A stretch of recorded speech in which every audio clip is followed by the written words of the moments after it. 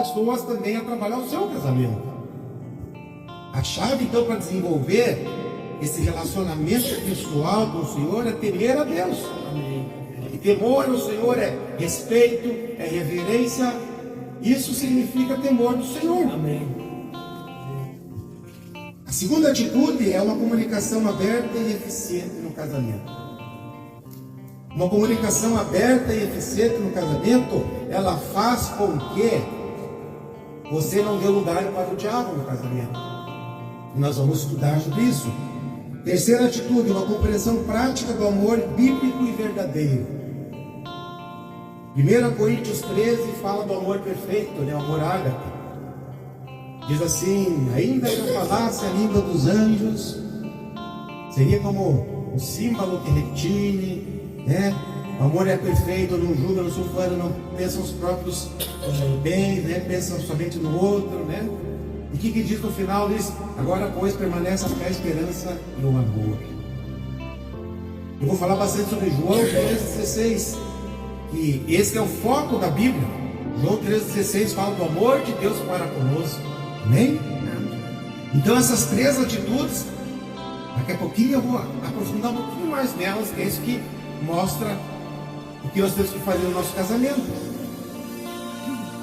E antes disso, eu quero só relembrar o texto de Mateus 19,6, que ele diz: não se esqueça, assim eles já não são dois, mas somente uma só carne. Portanto, o que Deus uniu, ninguém separe. Amém. Quem entende um pouquinho de matemática aqui? Vamos fazer um teste? Vocês conhecem a matemática de Deus? Então vamos para a matemática humana, bem simplesinho. Quanto que é 1 mais 1? E na matemática de Deus, quanto que é 1 mais 1? Amém? O texto está dizendo isso. 1 mais 1 na matemática de Deus é 1. Porque aqui diz: já não são mais dois. O homem e a mulher, eles se unem no casamento. E aqui diz: são uma só carne. Então, matemática de Deus: 1 mais 1 igual a 1. E aquilo que Deus uniu, ninguém separe. E não é isso que a gente vê. Em todas as esferas da sociedade, não é isso que a gente vê. Isso a gente colocado de lado. Ao longo dos séculos, a gente vê que a igreja era respeitada. Hoje, a igreja está vivendo a perseguição, está sendo colocada um pouco de lado as coisas de Deus. Está se vendo uma relatividade nas coisas de Deus. Eu decido o que é bom para a minha vida. Então você está se decidindo entrar pelo caminho largo e espaçoso, e não pela porta estreita que entra um de cada vez. A mensagem que eu postei, o Sermão do Monte, falava sobre isso. Que é o caminho apertado. Eu vou até pregar sobre isso uma hora dessas, espere, senão o caminho apertado, ele é como se fosse uma roleta de ônibus. Você não consegue passar em dois, né? Passa um, depois passa o outro, né? Um de cada vez. Não vai entrar pai levando o filho na mão, não vai entrar mãe com a filha na mão, não vai entrar esposo com a esposa, é cada um por si. O que você plantou, você vai colher. O que você plantou, você vai levar junto de você. Então nós temos que escolher fazer o que a Bíblia ensina. Não adianta eu casar pensando no bem bom e esquecer do gasto, né? Então eu quero fazer um parênteses aqui e falar um pouquinho sobre as bodas. Já viram falar das bodas? Existem duas bodas que são as mais conhecidas, as mais famosas, que são as bodas de prata e as bodas de ouro. As bodas de prata é quando você comemora 25 anos de casado. E as bodas de ouro quando você comemora 50 anos de casado. Eu creio que existem bodas para cada ano de casado, mas eu não conheço todas. E eu pesquisei as mais importantes e trouxe para nós aqui. Começa com a boda de um ano. Boda de um ano é chamada de boda de papel. Bodas de 5 anos é chamada de bodas de madeira. Vocês percebem aqui que o que vai mudando de uma boda para outra é a resistência do material e o valor do material, a qualidade. Boda de papel tem menos valor e é mais fácil de rasgar, se dissolver, né? Boda de madeira tem mais valor e é mais resistente. Aí você passa para as bodas de 10 anos, e a boda de estanho, que é uma boda um pouquinho mais, né? Aí você sobe para bodas de 20 anos. Aqui começa a ter mudança. 20 anos é porcelana. Aí você entra para as bodas de 25 anos, que são as bodas de prata. E depois você vai para 30 anos, que são as bodas de pérola. Então de 30 anos é pérola. Aí você passa para as bodas de 40 anos de casado. Bodas de esmeralda. Eu estou vivendo as bodas de 25 anos, bodas de prata, né? 27 anos, na verdade, né? Não chega na boda dos 30 anos. Né? E aí, então, você vem para as bodas de ouro, que é 50 anos de casado. Aí você sobe para 75 anos de casado. Opa! Não chega nem 75 de idade, vai chegar a 75 de casado, né? Bodas de brilhante. E aí é quase impossível, chegamos nas bodas de 100 anos de casado. Bodas de Jequitibá. Veja bem, eu fui pesquisar, né? Porque se você for ver porcelana, ouro, pérola, brilhante, Jequitibá, o que é Jequitibá? Parece que é uma coisa que tem menos valor, né? Mas aqui nós estamos falando do casamento. O que é o Jequitibá? Jequitibá é uma árvore aqui no Brasil, uma árvore antiga, que chega até 40 metros de altura, que é bonita, você vê, uma árvore frondosa assim, e ela tem um tronco de até 4 metros de largura. Imagina, quase toda essa parede ali, né? 4 metros de largura. É uma árvore centenária, como se chama, uma árvore forte, resistente, bonita, uma coisa bonita de se ver que dura. É isso que acontece na bodas de Jequitibá. Mas, para você vivenciar uma boda de Jequitibá, você teria que viver no mínimo 115 anos a 120 anos, que é o limite que Deus estabeleceu, né? Então isso, hoje em dia, eu vejo que é quase impossível.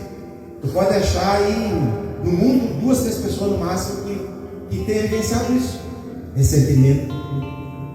Infelizmente, né? Mas, baseado nisso que eu falei, eu trago uma pergunta para vocês. Por que será que as pessoas não conseguem viver nem as bodas de papel hoje em dia? Que dirá uma boda de Jequitibá, né? Aí a pessoa tinha que estar viva para poder vivenciar isso, né? E aí que a gente entra, estamos falando, é por falta de diálogo no casamento, por falta de aparar as arestas do casamento, por falta de andar conforme a palavra ensina. Quando você conhece uma esposa ali, uma mulher que se tornou sua esposa, você tem um monte de pensamentos de como vai ser o teu casamento. Você é uma pessoa. E quando você casa, você se torna outra pessoa. E eu garanto para vocês que muitas vezes a esposa, talvez teu esposo, gostaria de ter o esposo de antes do casamento e a esposa de antes do casamento. Aquele esposo que levava para jantar, que era amoroso, que fazia tudo pela esposa. Aquela esposa que cuidava do esposo, que dava atenção para o esposo. Mas agora casou, agora não precisa mais nada. Mas como assim, se você é uma só carne, o teu desejo é para o teu esposo ou o teu esposo é para você?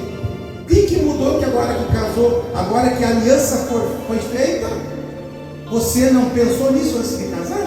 Você não fez um juramento diante do padre, diante do pastor, dizendo que até que a morte me separe, né, na saúde, na doença, na tristeza, na alegria, na dor, tudo? E eu pergunto, então, por que muitos casamentos estão se dissolvendo tão rápido? Eu vejo casamentos que duram 6 meses, 8 meses. Pessoas que vão na igreja e aprendem o que dentro da igreja? A gente não pode ser cristão de banco de igreja, a gente tem que tentar sempre crescer no ensinamento da palavra. A gente tem que saber falar para as outras pessoas em quem a gente acredita, no que a gente acredita, e saber falar para as pessoas um pouco de todas as áreas. Nós temos que saber falar de política, temos, porque a gente vive envolto de política, então nós temos que ter opinião formada. Embora a gente não pode tomar partido, mas tem que ter uma opinião formada. A gente tem que saber falar de casamento. Temos que saber. Cheguei lá no céu, qual que é a senha para entrar? Qual que é a senha para dizer para o Senhor quando chegar no céu?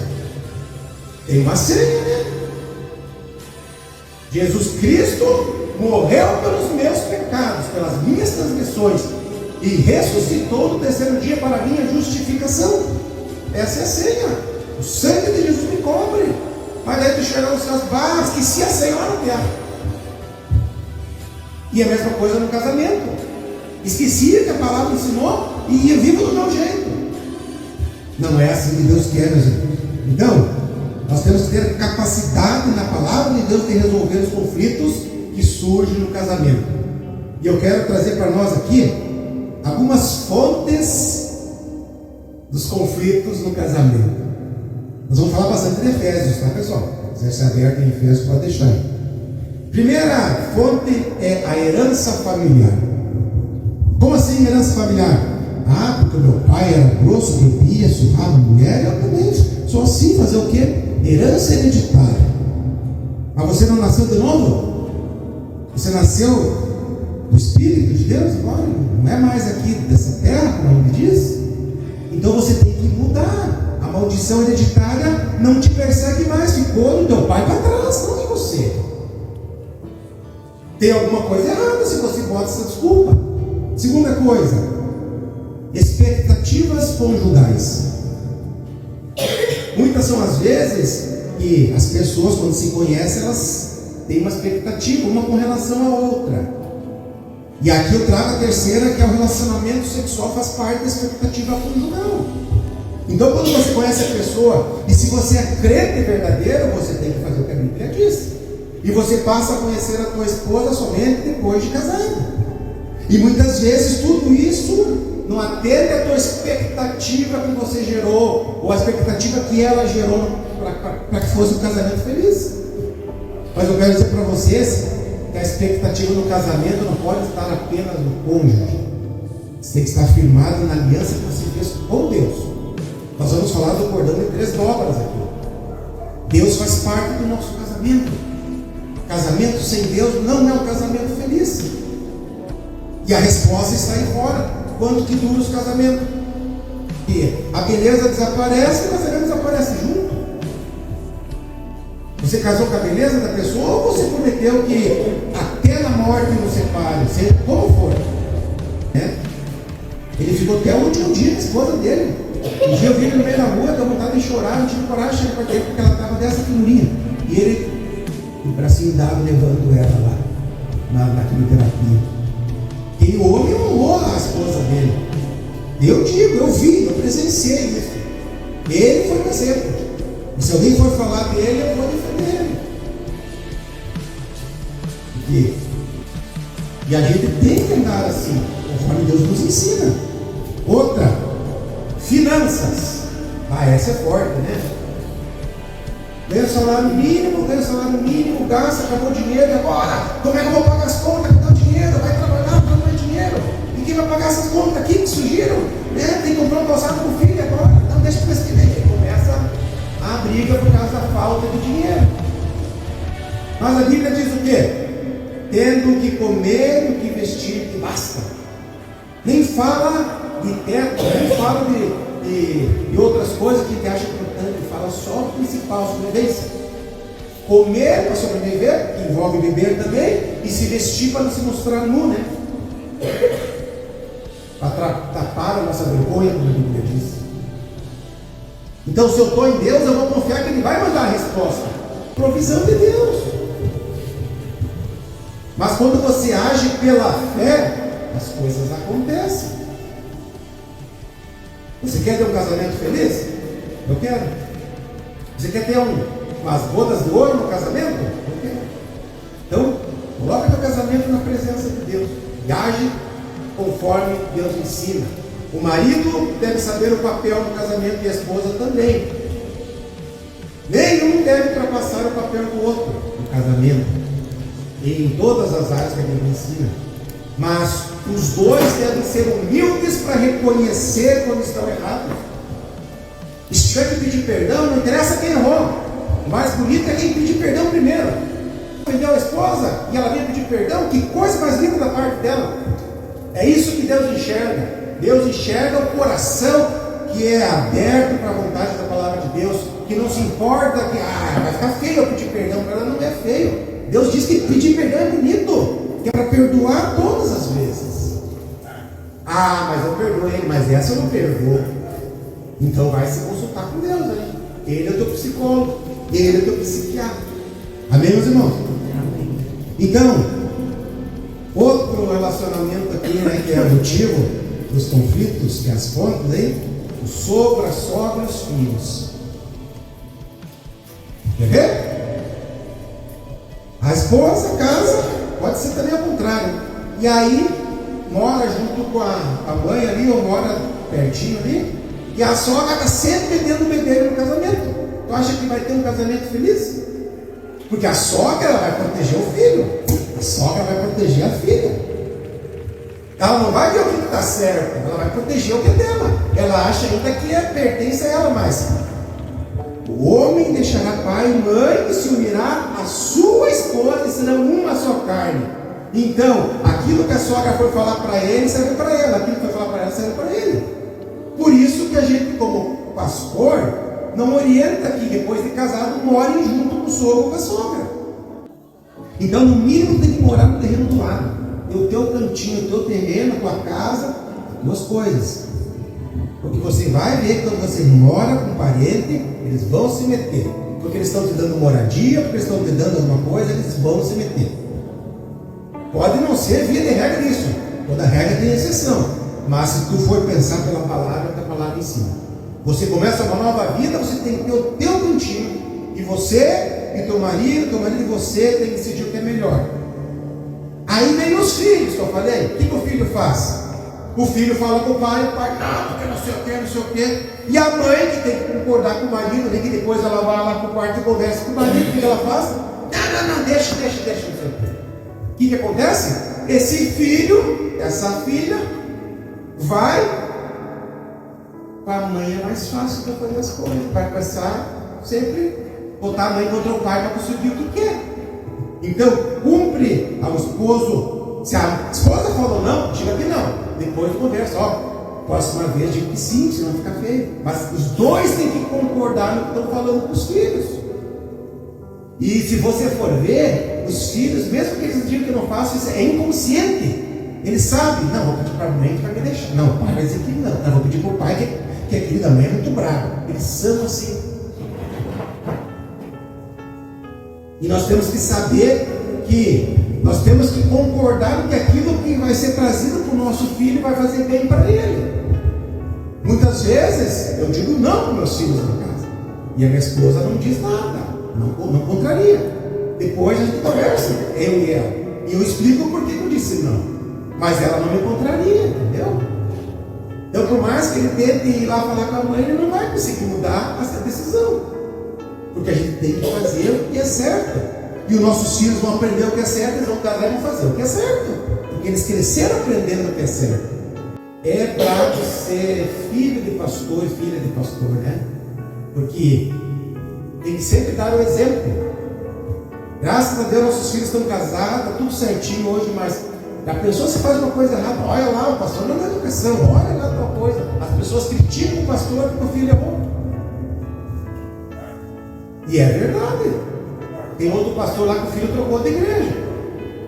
E aí tudo bem, mas o pastor continuou na igreja firme e orando e pedindo. Só que o rapaz, ele é maior de idade, ele decide pela vida dele, ele é casado. Não tem o que o pastor fazer.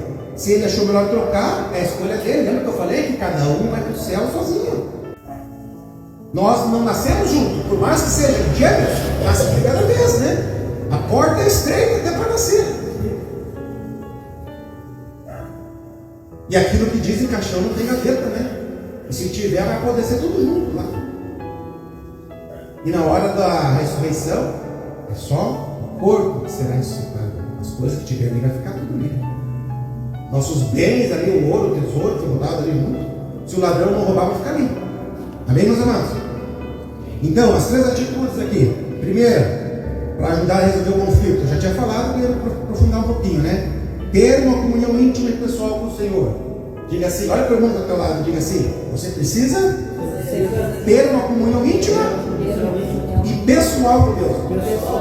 Amém? Eclesiastes capítulo 4, versículo 12b diz assim: o cordão de 3 dobras não se rompe com facilidade. O que é o cordão de 3 dobras. Salomão, que é atribuído no livro de Eclesiastes, ele dizia assim que um homem e uma mulher formam um cordão. E tem profetas aqui, tem referências proféticas que dizem que a terceira parte do cordão é Deus. E eu faço parte dessa linha de pensamento. O cordão de 3 dobras, Deus, o homem e a mulher. Não se rompe com facilidade. Quando você pega 3 cordas e une as 3, é mais difícil de arrebentar, né? Então no teu casamento você tem que ter o homem, a esposa e Deus, ambos em aliança. E esse casamento perdurará com as bodas de ouro até nós terminemos. Hoje em dia a gente olha para o irmãozinho, não, eu sou casado com ela faz 60 anos. E aí você diz, meu Senhor, isso é uma raridade. E a gente acha bonito porque não se vê mais isso. É assim que nós temos que agir.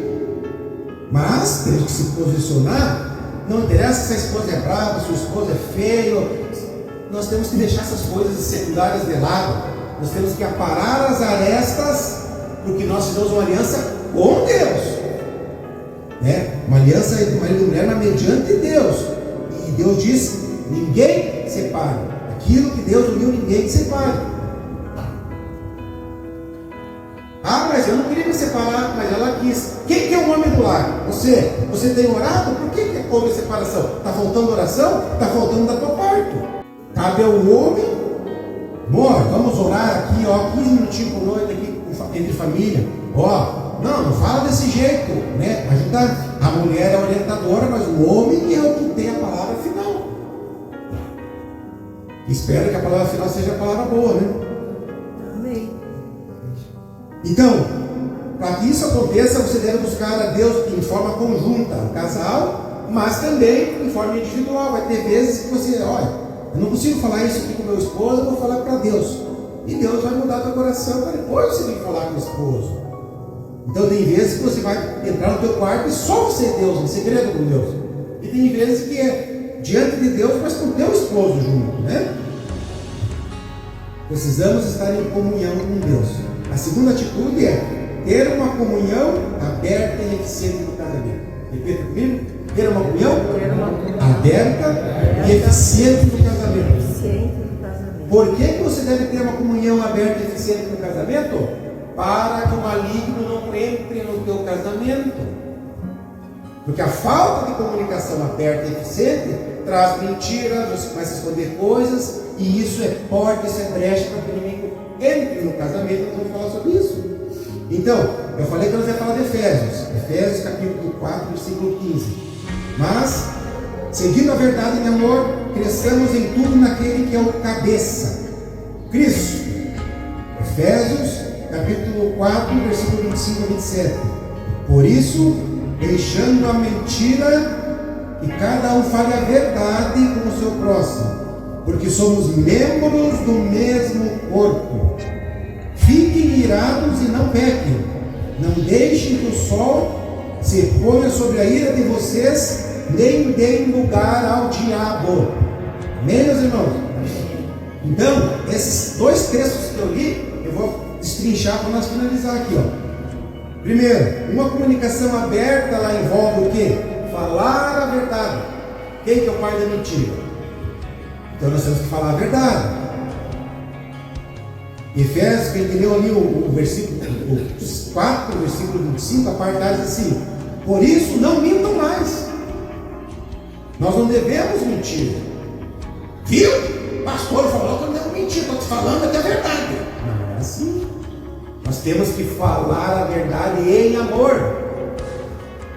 Nós temos que falar na hora certa, de forma tranquila, em amor. Quer ver? Efésios também? Acho que é Efésios. Efésios capítulo 4, versículo 15a. Pelo contrário, falando a verdade com espírito de amor. É assim que nós temos que falar. Muitas vezes os casais, não sabia o que falar, eu inventei uma história para ele parar de dormir. Isso é mentira. O pai não vai deixar você ir em tal lugar porque o pai precisou esse dinheiro para comprar comida. Então, no mês que vem nós vamos ver. Fala a verdade. Na hora certa. Agora está o clima complicado, depois que se acalmar nós vamos conversar, meu filho. Fica aí, nós vamos conversar, vamos falar com a tua mãe e depois nós vamos conversar, porque é melhor. Nós temos que, o casal tem que se unir e formar uma família de verdade. A família é a célula da sociedade. É onde Satanás quer agir para derrubar a igreja. Tu derruba uma família aqui, outra ali, e ele olha, o pastor caiu, o fulano caiu, o fulano caiu. Satanás ele começa a pegar por baixo e mudar aquelas pessoas que estão lá embaixo. E aí diz, não, vamos naquela igreja, olha o que acontece naquela igreja. Não, naquele mercado é uma bagunça. E assim a gente vai ver a sociedade. Podemos nos irar, mas não devemos pecar. O versículo 26 diz: se vocês ficarem com raiva, não deixe que isso faça com que pequem e fiquem o dia inteiro com raiva. Ou seja, antes de você dormir, chega lá, meu amor, vem cá, eu quero te pedir perdão pelo que eu falei. Sabe por quê? Porque você não sabe se você não vai morrer aquela noite pelo pecado. Então, enquanto está tempo, peça perdão. Não deixe o sol se impor sobre a vossa ira. Não deixe a cabeça do travesseiro sem pedir perdão. Mude o que está errado enquanto há tempo. Você, quando morrer, você sela o teu destino, acabou. Então, fale agora. Ah, mas eu estou com raiva, vou falar só amanhã. Espero que esteja vivo amanhã para falar. E espero que não se acorde e volte a vida normal e fique por isso mesmo. Nós temos que liberar perdão. Porque muitas vezes para você a vida parece que está a mesma coisa do outro dia. Mas para ele está guardando aquela coisa que aconteceu. E mais cedo ou mais tarde vai vir à tona aquilo também. Então, a comunicação precisa ser eficiente, cordial e franca. Ela precisa ser cordial é franca e sincera, né? Uma coisa bem sincera, verdadeira. Uma conversa branda, amena, sem animosidade, sem aquela ira, aquela coisa na conversa, né? O rapaz estava uma bagunçada lá em casa e disse: eu sou bem tranquilo, eu não me estresso com qualquer coisa. E ele não é cristão. Ele disse: olha que Deus, né? Ele tem um caráter assim, bem ameno, assim, consegue resolver as coisas sem se irar. Consegue ficar quieto na hora que tem que ficar, falar na hora que tem que falar. E essa pessoa é diferenciada. Porque aquela pessoa que está explodindo toda hora, né? Não deem espaço para o maligno. Versículo 27 do Efésios que nós lemos. Não deem ao diabo oportunidade para tentar vocês. Quando é que ele vai tentar vocês? Quando faltar o diálogo. Quando faltar o diálogo, você vai estar em controvérsia com o teu esposo, com a tua esposa. Porque um pensa uma coisa, outro pensa outra, mas não tem diálogo para alinhar aquilo ali. E aí o inimigo vem, lança uma seta na mente dela, uma seta na mente dele e começa a fazer a confusão. Mas quando você consegue ter um diálogo, conforme Deus ensina, com mansidão, com calma, mediante a palavra, que o homem é a cabeça e a esposa é a auxiliadora, as coisas começam a fluir. Às vezes não é da noite para o dia, leva um tempo. Mas você tem que insistir no que é certo. Não podemos dar lugar para o diabo, porque ele abre uma brecha, ele entra e vai levando tudo que tiver na frente. E aí parece que acontece uma coisa errada, e ali outra, e ali outra, e ali outra. Mas é tudo uma sequência. Quando acontece uma coisa boa, vem um monte de sequência de coisas boas, né? Quando acontece uma coisa errada, vem um monte de coisa errada para depois parar. A brecha foi aberta, ela tem que ser fechada. Então, a terceira atitude é uma compreensão prática do amor bíblico e verdadeiro. Repita comigo, uma atitude prática do amor bíblico e verdadeiro. Então, vou relembrar vocês. São três, né? A primeira, ter uma comunhão íntima e pessoal com o Senhor. A segunda, ter uma comunhão aberta e eficiente no casamento. E a terceira, uma compreensão prática do amor bíblico e verdadeiro. Colossenses 3,14 diz assim: acima de tudo isso, porém, esteja o amor, que é o vínculo da perfeição. Eu vou voltar a falar agora de 1 Coríntios 13, que fala também do amor. E diz assim lá no final o quê? Agora permanece, pois, a fé, a esperança e o amor. Mas o maior de todos esses é o amor. Deus é amor. Deus é amor. Então ele nos ensina a amar o nosso semelhante, independente da circunstância, independente da classe social, independente da aparência. De vez em quando é difícil amar aquele irmão que está sendo lixa para você, mas ele vai se acertar com Deus. Você tem a obrigação de amar a ele. A Bíblia ensina que a nossa luta não é contra a carne nem contra o sangue. Nossa luta é espiritual. É por aquilo que está detrás da vida dele, atrapalhando a vida dele. Quando aquilo que está por detrás da vida dele sair e ele conhecer Jesus, finalmente vai mudar, vai se tornar outra pessoa. Pedro, ele era bravo, mas ele conheceu Jesus, ele continua sendo bravo, mas um cara amoroso que as pessoas gostavam de estar próximo dele. Porque o caráter de Pedro mudou, a personalidade continua aquela, mas o caráter de Pedro era o caráter de Cristo. João era meigo, era o apóstolo que Jesus deitava a cabeça lá, né? Mas também era um cara que tinha o caráter de Cristo, mas era um cara meigo. Estevão foi apedrejado até a morte e pediu para Deus não imputar o pecado sobre eles, não sabia o que faziam. Jesus, na cruz, o que ele disse? Pai, perdoai-os porque eles não sabem o que fazem. Estavam cuspindo Jesus, cortaram ele do lado, deixaram ele sem água, quase nu. O povo crucificou Jesus, condenou à morte, soltou Barrabás, e Jesus não deixou de amar todos eles. E ele disse: Pai, eu não perdi nenhuma das ovelhas que o Senhor me deste, nenhuma delas foi perdida. A braba, a mansinha, todas elas eu fui e fiz o que era certo para que nenhuma se perdesse. Se perdesse uma, deixaria as 99 que ia buscar cada uma de volta. Custe o que custar, eu ia buscar. Mesmo que teve que custar a minha vida, eu fui lá e busquei todas elas. Então, lá na glória, todas as ovelhas de Jesus vão estar lá, amém, pessoal? Amém. Todas as ovelhas de Jesus vão estar lá, não tem nenhuma. Se você é a ovelha de Jesus, você vai estar lá. Amém. Se o casal é a ovelha de Jesus, vai estar lá, mas cada um com os seus méritos. Amém? O amor bíblico verdadeiro ele constitui de 4 características. Primeira característica, compromisso. Diga comigo, compromisso. Compromisso. Segunda característica, incondicional. Incondicional. Terceira característica, decisão. Decisão. E quarta característica, ação. Ação. Essas são as características do amor verdadeiro. Compromisso é um relacionamento que você tem com teu esposo, com a tua esposa, mas que você fez na aliança do casamento. Ó, aqui, ó, uma aliança. Esse é o símbolo do casamento, uma aliança física. Mas no mundo espiritual existe uma aliança que foi feita com Deus. E aquilo que Deus uniu, o homem não separe. Deus uniu você e tua esposa. Onde é que está a emenda? Você não enxerga. Não aparece a emenda, é uma coisa só. Não tem como separar. Quando você tentar separar, você está tirando um pedaço de você junto. Amém, meus irmãos? Incondicional é o amor que não impõe condições para amar. Não interessa se ele é bravo, não interessa se ele é feia, não interessa se ele é preguiçoso, não interessa. Vocês vão aparar as arestas e um vai amar o outro de qualquer forma. Se esse foi o esposo que Deus te deu, se essa foi a esposa que está do teu lado e você aceitou diante do altar, está lá casadinho na presença de Deus, né? Casado no religioso, no civil, como diz o ensinamento, né? Cumprir a lei de Deus, a lei dos homens, né? É esse que você vai ter até a morte. Até porque, se você for ter uma boda de 50, 60 anos, o teu esposo, a tua esposa, garante que não vai estar mais bonitinho, né? Então não é, você não pode viver só pela aparência. Você tem que viver pelo conteúdo. O frasco de perfume, ele parece feio, mas quando você passa, meu Deus, que perfume bom. Aí o outro é coisa mais linda, então você passa, meu Deus, só o vidro que presta aqui. Então a gente tem que olhar o conteúdo de cada um e trabalhar o conteúdo. Porque é isso que nós vamos levar para a eternidade, aquilo que a gente faz, não que a gente tem.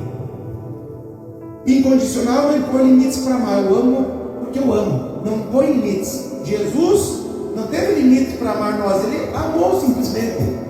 João 3,16: Deus amou o mundo de tal maneira que entregou o seu Filho unigênito para que todo aquele que nele crê não pereça, mas tenha a vida eterna. Meus irmãos.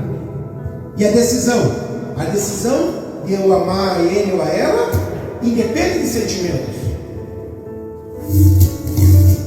A decisão que eu tenho de amar a minha esposa ou meu esposo está relacionada ao pacto, à aliança que eu fiz no casamento. Se a tua esposa está doente no leito de morte, tu vai estar lá cuidando, amando do mesmo jeito e respeitando ela do mesmo jeito. E a ação? O que é a ação? É prática de relação de bem entre um com o outro. Você quer o bem dele, custa que custar, ela quer o bem de você, custa que custar. E os filhos estão ali não para atrapalhar o casamento, mas para ajudar na união do casamento. O filho, ele cresce, amadurece, casa-se e sai da família. O esposo e a esposa permanecem juntos. Então a gente tem que saber disso. Não pode botar o filho ou a filha na frente do casamento. Porque um dia eles vão criar asas e vão voar. E o que vai ficar? Vocês dois. E nem todo filho cuidará do pai idoso. E nem toda filha vai se colocar à disposição de cuidar da mãe idosa. Até porque muitas vezes o cônjuge não quer saber, proíbe de ir lá cuidar, e aí troca de cidade, se muda e abandona os pais. Eu trabalho no asilo e eu sei como é que funciona. Então, no entanto, não basta nós vivenciar os conceitos. Não basta. O amor bíblico e verdadeiro, ele tem que ter uma decisão racional da nossa parte de viver. Eu sei que é difícil, mas envolve o perdão, envolve o amor, envolve um monte de coisas que temos que compreender que Jesus fez por nós, porque nos amou. E quando você decidiu unir-se a teu esposo, tem as expectativas, tem a beleza, mas tem que ter algo a mais que isso, porque essas coisas não vão ficar para sempre a beleza e a expectativa pode ser frustrada. Amém, meus queridos? Então, o amor de Deus é o vínculo da perfeição para nossas vidas. E nós temos que saber que Jesus nos amou primeiro. Por isso que nós amamos Ele. Muitas pessoas aí fora não querem nem saber de Jesus, mas Jesus morreu por eles, por amar a eles. Ninguém vai poder dizer diante de Deus: Jesus não me amou. Jesus enviou o Espírito Santo e Ele está aí para convencer todas as pessoas do pecado, da justiça e do juízo. Jesus, Ele está, a pessoa do Espírito Santo, presente nos casamentos, ensinando as pessoas o que é correto. Mas muitas pessoas não dão atenção para Ele. Amém? Vamos ficar de pé no nosso lugar? Glória a Deus. Vamos estar louvando o Senhor. Eu finalizo esse sermão de hoje trazendo uma meditação para nós, para que um casamento possa ser bem sucedido. Tanto o marido como a esposa, eles precisam conseguir resolver os conflitos que surgem no casamento, que surgem no desenvolvimento do casamento. Vamos estar buscando a Deus de todo o nosso coração, entregando a nossa vida para o Senhor, orando pelos casamentos. Amém?